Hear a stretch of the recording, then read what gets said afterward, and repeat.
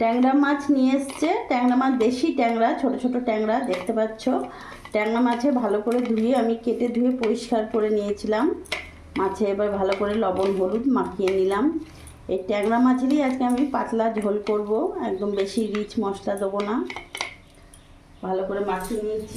Gas ধরিয়ে কড়াইটা বসিয়ে গরম করতে দিয়ে দিয়েছিলাম। কড়াই গরম হয়ে গেছে, এখানে সর্ষের তেল দিয়ে দিলাম। রান্নাটা পুরোটাই সর্ষের তেলে করব। তেল গরম হয়ে গেছে, এবার ট্যাংরা মাছগুলো দিয়ে দেবো। ট্যাংরা মাছগুলো টাটকা আছে, একদম দেশি ট্যাংরা। ট্যাংরা মাছটা ভাজা হয়ে গেছে, এবার নামিয়ে ফেলবো। তো হবে না তো? কে মা বোকার মতো কথা বলতে পারবো, তো কেন হবে? এটা খেতে দেবো। খেয়ে দেখো। ওই তেলের মধ্যেই আমি এখানে আলুগুলোও ভেজে নেব। আলুর মধ্যে লবণ হলুদ দিয়ে দেবো, সামান্য লবণ দিলাম। আলুটাকে একটু লাল লাল করে ভেজে নেব। আলুটা এখানে ভাজা হোক, ততক্ষণে এখানে আমি নিয়েছি আদা, নিয়েছি 3টে লঙ্কা নিয়েছি, আর এখানে হাফ চামচ গোটা জিরে নিয়েছি। এটা আমি শিলে বেটে নেব। আজকে এই মশলাই আমি দেবো, কোনো পেঁয়াজ রসুন ব্যবহার করব না।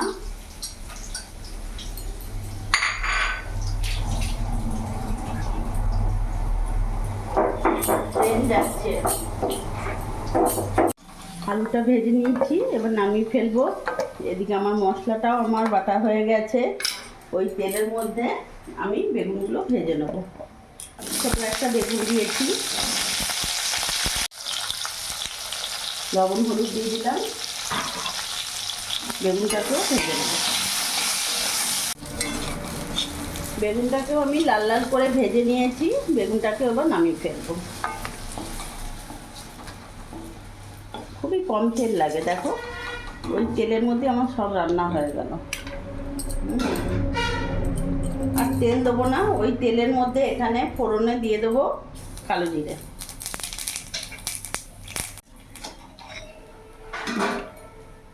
এখানে আদা রসুন লঙ্কা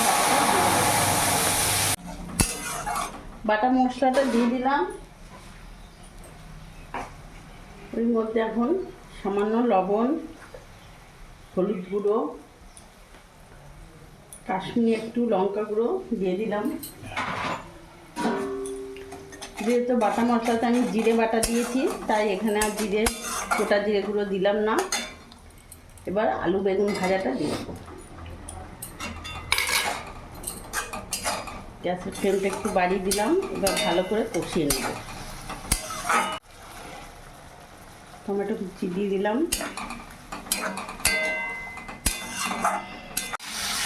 ভালো করে কষিয়ে নিয়েছি। এবার আমি জল দিয়ে দেবো পরিমাণ মতো।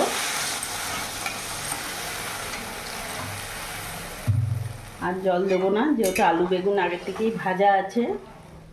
দেখতে পাচ্ছ সেদ্ধ হয়ে গেছে আলুটা।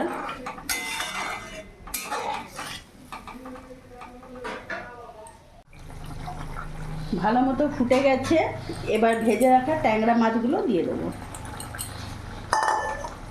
আমার বড়ি ভাজা খেয়ে নিল 4-5টা। ভালো আছে বুঝলে। ট্যাংরা মাছগুলো একদম টাটকা ট্যাংরা এনেছই তো, টাটকা একেবারে। মাছ দিয়ে আমি 1-2 মিনিট ফুটিয়ে নেব। 1-2 মিনিট ফুটিয়ে নিয়েছি। ট্যাংরা মাছ একেবারে রেডি হয়ে গেছে। এবার গ্যাস অফ করে দেবো। নামিয়ে ফেলবো। এবার বেশি ঝোল রাখিনি, খাওয়ার মতন ঠিক ঝোল রেখেছি। চলবে চলবে, মানুষ ঠিক আছে না? আলু বেগুন দিয়ে ট্যাংরা মাছ।